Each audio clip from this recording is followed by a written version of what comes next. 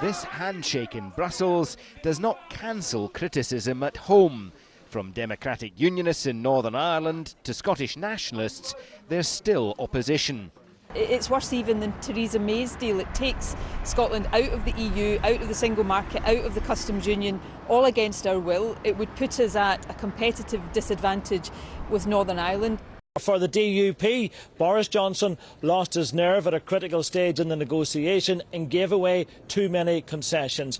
Earlier today, I spoke to the party leader and deputy leader, Arlene Foster and Nigel Dodds, and they spelt out why exactly they feel this deal is bad for Northern Ireland.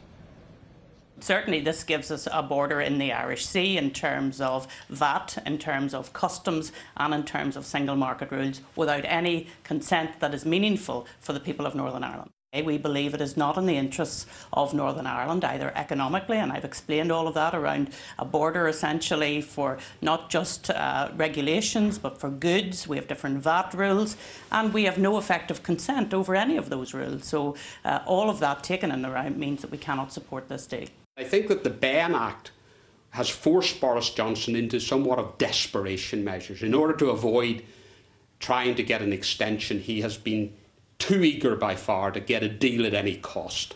And the fact of the matter is that if he held his nerve and held out, he would of course got better concessions which kept the integrity, both economic and constitutional, of the United Kingdom. For 21 years we have been told that we have to respect the Belfast Agreement, it cannot be changed, we have to respect power sharing, there has to be a majority of unionism and a majority of nationalism.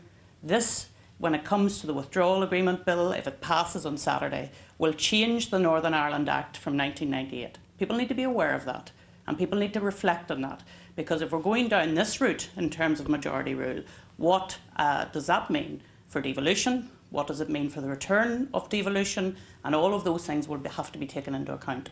What has been striking has been the willingness of the Irish Republic to set aside all their concerns about the Belfast Agreement and all the subsequent concerns about the consent of unionism and nationalism and impose for this one issue their view, to put a coach and horses through the Belfast Agreement when it suits them. And in so doing, I think that will store up real trouble going ahead. I don't think we'll be isolated. I think you'll see a massive vote on Saturday in terms of opposition to what he's proposing, because in all of these votes, the DUP has been far from isolated.